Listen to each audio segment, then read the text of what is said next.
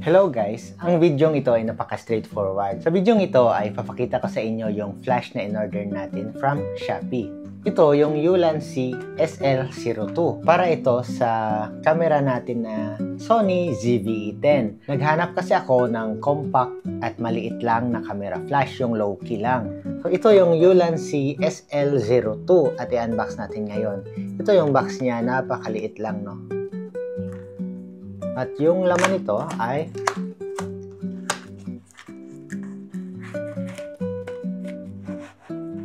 yan lang yung laman niya. Yung flash mismo, tsaka sa likod, meron siyang silica gel at yung manual na hindi naman natin babasahin. Yan, kukunin natin yung flash. So, ito na siya. Yan na siya, guys. Merong dalawang button sa likod, tapos LED lights yan. Merong USB Type-C dito, tsaka LED light indicator din for charging sa taas.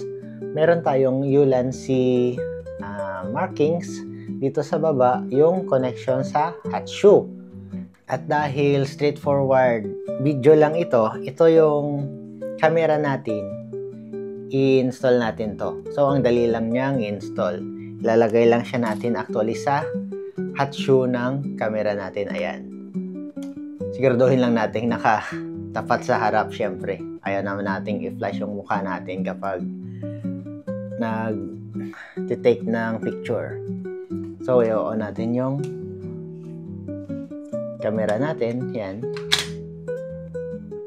Tapos, dito, yung white na part, umiilaw din to. Ito yung power button. Meron din siya nakalagay dito na on and off. Hindi naman mahirap ito intindihin. So, i-hold lang natin to. Kapag umilaw na siya ng pula, hindi pa yan ready. Kapag green na, ready na yan. Ito yung mga indicator lights niya. Ito yung levels ng ng lakas ng flash. Yan, sa taas. So, pipindutin lang natin yung mode niya. Ito yung mode button para pumili. Basically, level 1, level 2, level 3, level 4. Yung level 4 yung pinakamalakas. Kapag ganito na siya, ready na yan. Sony ZV-E10 to. At usually, sa lahat ng Sony, plug and play lang siya. Ilalagay lang talaga natin siya. At pag click natin ng shutter, automatic lang siya. Nakasync na siya. So, straightforward lang talaga. Ganon lang siya. At yung SL02, meron siyang light dito for vlogging. Ito yung steady light na hindi siya flash. Ito sa taas yung flash. Kung gusto nyo, flash only, SL01. Pero yung SL02, meron siyang steady light. Para i-on yan, ipipress and hold lang natin yung mode dial. Yan. Naka-on na siya.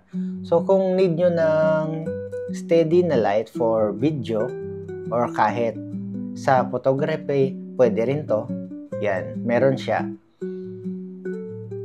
Para patayin yung steady light, yan, i-hold nyo rin, babalik siya sa flash. Sa model na ito, hindi pwedeng magsabay yung steady light at flash. So, pipili ka lang ng isa sa modes. Wala tayong kailangan baguhin sa settings sa camera natin.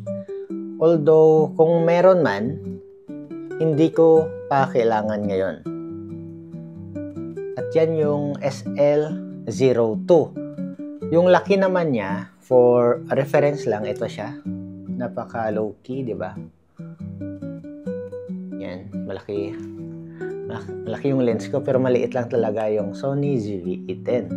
Sa output niya, maglalagay na lang siguro tayo ng sample. So, for reference, ito lang siya. Ang liit lang niya. At sa mga naka-Apple Watch dyan, yan, yung comparison nilang dalawa, almost magkasing laki sila. Guys, almost kasing laki lang ng watch, kaya maliit lang talagang flash ito. Sana nakatulong itong video. Kung naghahanap ka rin ng mini flash na low-key lang na ganito, napaka straightforward, walang kaarte-arte, ganyan lang, plug and play. Meron tayong affiliate link dyan sa baba, pero kung gusto nyo talagang i-search, i-search nyo lang yung Ulanzi SL02.